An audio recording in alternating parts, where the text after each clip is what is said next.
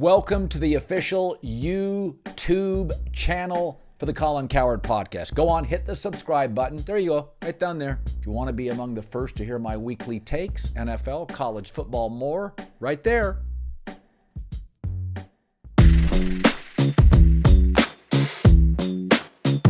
All right, instant reaction.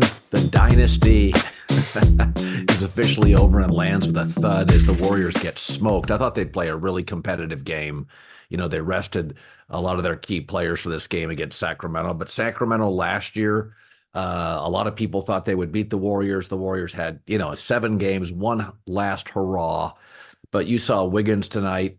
It's just not the same player. Klay, as I'm talking right now, 0 for 10. He had a very good April. He was a big part of why the Warriors had a very good April and made a mad dash, a lot of road wins to get back into this thing. Draymond and Klay were both excellent.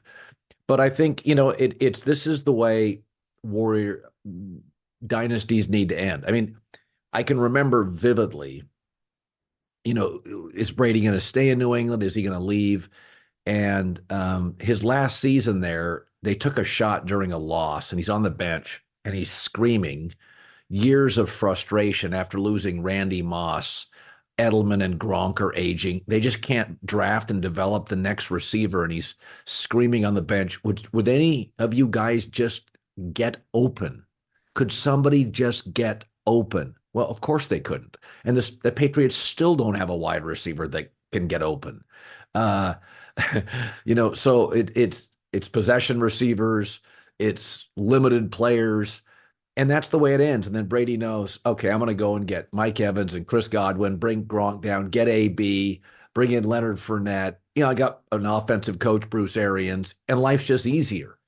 And if you look at the Dubs right now, last year they had that one series against Sacramento. You feel good about it. What could have been, we got banged up. But, Wiggins has not been the same player since the championship year over Boston. He hasn't been the same player. Some personal stuff. I've read multiple things. I don't know what it is. I don't care. He's not the same player. Klay had a very, very good late March and April for the Warriors. He's not the same player. So, I think you just have to disconnect from what was, a great 10, 12-year run. It's over. And so I think you keep Steph Curry, you keep Draymond Green, you keep Pods. And if you have to move a lot of your length, I don't care if it's Kuminga, Looney, Davis, to get a legitimate big, you do what you got to do. I'm not sure if Karl Anthony Towns is the right guy. I think Minnesota is going to struggle in their series against Phoenix. They move off Karl Anthony Towns potentially. They won't move off Gobert. And maybe that's the guy. Maybe in 2 years it's Giannis. But I think it's over. And, tonight was just Sacramento getting really good looks. I mean, they were hitting their free throws, hitting their threes, and they were getting really, really good looks. I think for the last 2 years, we've sort of felt like Steph has to carry the team, and he is still a brilliant basketball player. But when players get into their mid-30s and up, I mean, even LeBron now is remarkable in big games. But you're not going to get 72 games from these guys in back-to-back games of greatness. So it ends the way you'd think it ends, with kind of an ugly loss, and the Warriors looking a little small, a little old, and a little out of their element. I've never, I've always thought Sacramento is a poor man's Boston. If you took the Celtics and every player was just not quite as good, but you had 4 good players, that would be the Kings. Instead of Tatum and Brown and Porzingis and Drew Holiday, you've got Harrison Barnes and De'Aaron Fox and Sabonis and Keegan Murray, and they're good players. Fox is really good. But I just feel like, Boston hasn't won a title yet, and I think they have 4 better starters. Sacramento's a good team in a tougher conference, but I don't see them. I haven't ever seen them as a team that's going to win multiple series. I think Denver's better. Phoenix is more talented. I think Dallas is absolutely on fire. I think the Lakers would beat them up physically. And so I wish Light the Beam the very best. But this tonight was about Klay Thompson's final game, I would imagine, as a Golden State Warrior. I think Steve Kerr would love to have him around. I think it felt like they ran half their offense through him in April to get him as many looks as they could. But whoever the Warriors get, they got to get somebody that's on Steph's timeline. Kuminga's about 2 years away from that. Davis maybe 3 years away. But they've got to get somebody that's on Steph's timeline. I think they go move a lot of their length, get a legitimate big-time star. Maybe a third team gets involved, but that's where we stand. In terms of the Lakers, so the Lakers, as we said, I thought they'd win by about 6-7 points. They match up really good with the Pelicans. Now, they had a horrific moment in the third. They didn't start very well. They had a great second quarter. Were doing well. Then in the third and the fourth, kind of fell apart, unraveled. But I think my takeaway on this is this is where LeBron is like no other player ever. From my friend Nick Wright, LeBron James has won 9 straight do or die games, either a play-in game or a game 7. If you count the in-season tournament, it's like he's won 12 straight or 13 straight. I said very early in the season, because of the Lakers' age and their primary playmakers, LeBron, who's very old, that if it was the NCAA tournament, I think the Lakers would get to the championship game and then lose to Denver or a Boston. But in a one-game setting, this is why the NBA 7-game first-round series is ridiculous. It punishes aging legends, which are always the ratings drivers for the NBA. I mean, the reason Caitlin Clark, one of the reasons she got numbers, this was a rematch. She went into the tournament. We knew the story. They lost last year. Here they come back. They face South Carolina. I mean, 90% of Hollywood money is remakes, right? So it's these aging stars, these Stephs and these LeBrons, Kevin Durant's, they drive the ratings in the NBA. So why punish them with 7-game first-round series with no urgency? So the Lakers in the in-season tournament won. In their play-in games with LeBron, they're 3-0 in play-in games with LeBron, and they've won, again, 9 straight do-or-die games with LeBron. And the Lakers did what they do. They got to the free throw line a lot, and they hit their free throws. By the way, Sacramento hit their free throws. Lakers hit their free throws. And you're watching in these games, these playoff games, as the NBA pretty clearly tweaked. And I don't mind them doing this at all. During the regular season, the NBA said, hey, let's let them play. Let's speed the pace of play up. Fewer whistles. That is a huge benefit to veteran teams. That does not benefit OKC. That will not benefit young teams. That will benefit the older teams. Miami in the East will probably benefit from that. Boston's been around, will benefit. The Lakers will benefit. OKC won't. So I thought the Lakers, they're a very good matchup with the Pelicans. I thought Zion Williamson played the best game I've ever seen him play as a pro in a big game. This is a big game. He had 40 points, just walked off the floor. Injury, I guess. Frustrated, absolutely. I have no idea what happened. But we've been waiting for Zion between the weight issues and the injuries, and that was the book on him when he came into the NBA. That was the book on him. He had so much torque. He had weight issues. New Orleans, not a great city if you got weight issues. It's a late-night city with amazing food. And so he struggled with that. But tonight's a great example of what Zion can do. He's a weight mismatch and a power mismatch oftentimes. And if if he gets a mismatch, you blow a defensive assignment, he gets on a smaller guy, or he's coming downhill, dribbling into the lane, it's over. LeBron is 6'8.5", 6'9", 255, took a charge from Zion and crumpled like a deck chair.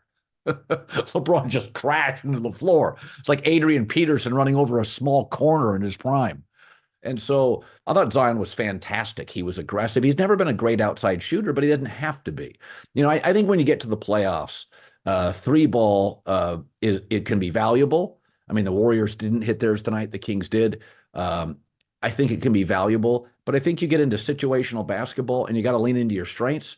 And I think Anthony Davis is going to take most of his shots and make most of them within 8 feet of the basket. I'm okay with that. And Zion Williamson is going to bang around on the inside, not shoot much from the outside, and create, physical mismatches. I thought he was fantastic. That's as good as I've seen him play in a big game. And he hasn't been in a lot of big games. But the Lakers are a better team. They have gotten big leads every time they played the Pelicans this year. This one, they held on for dear life. D'Angelo Russell played well, and we've talked about that. Since the benching, he's been a good basketball player. Sometimes he almost when I watched the Lakers tonight, there was I forget what quarter it was, second or third, they pulled LeBron. I think it was right before half. They pulled LeBron out, and you're like, oh my God, what's happening? Darvin, get him back in there. But how much can you play LeBron? So he is so far and away their best playmaker. Austin Reeves attempts it, but he's just not the same athlete. But you kind of cross your fingers if you're the Lakers. They get real sloppy. They unravel very quickly sometimes when LeBron takes his brief respite.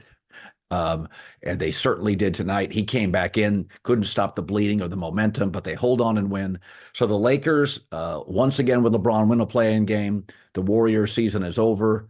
And it's, again, I think it's over the way it should be over.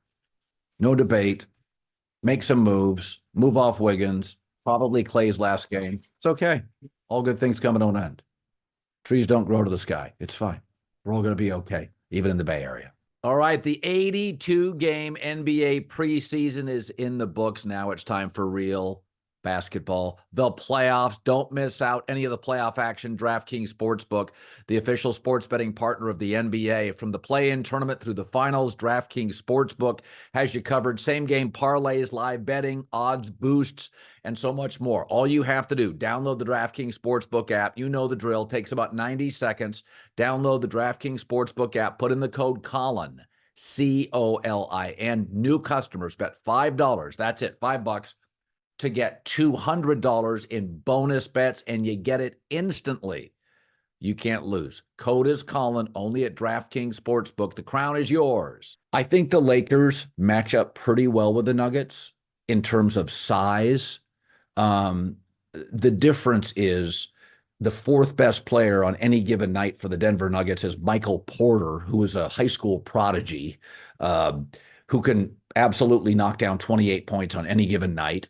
Now he has championship experience, and I think that's a real thing. I think once you win the championship, every time I watch Denver in a big TV game and it was close, they just found ways to win. And I saw about a week ago, they played the T-Wolves, close game, just found a way to win. So it's that confidence of a championship team. I think they have the best starting five along with Boston in the NBA. And there are players on the Lakers that can disappear at times. I think Rui's talented. He can disappear. Anthony Davis can be hot and cold offensively. LeBron, depending on if his three-point shot is effective. D'Lo, as a playoff performer, has been at times awful last year, at times semi-effective. I kind of know what I'm getting with Denver. With the Lakers, it's a lot of finger crossing with D'Angelo Russell. And Anthony Davis, 2 out of 3 playoff games will give you a really nice offensive effort, but he can vanish at times too. So I don't see the Lakers beating Denver 4 times. I think they'll beat him in a game. Maybe they beat him twice. They can physically match up. But, Jokic does not have a lot of off nights. And Jamal Murray doesn't have a lot of off nights. And Gordon brings that defense virtually every game. Michael Porter can be a bit hot and cold. But, Denver's a champion for a reason. And my guess is they'll probably beat the Lakers in 5, perhaps 6, but you'll feel late in these games, that's where you'll see the difference, where Jokic is younger than LeBron, and Jamal Murray offensively is more consistent than Anthony Davis. And AD gives Jokic about as much trouble as you could possibly give him, and he still gets 30 points. So I just feel the consistency, the championship experience. Denver's going to be an even tougher out this year, and I imagine they extinguish the Lakers in about 5 or 6. The games will be close. The Lakers do match up with them.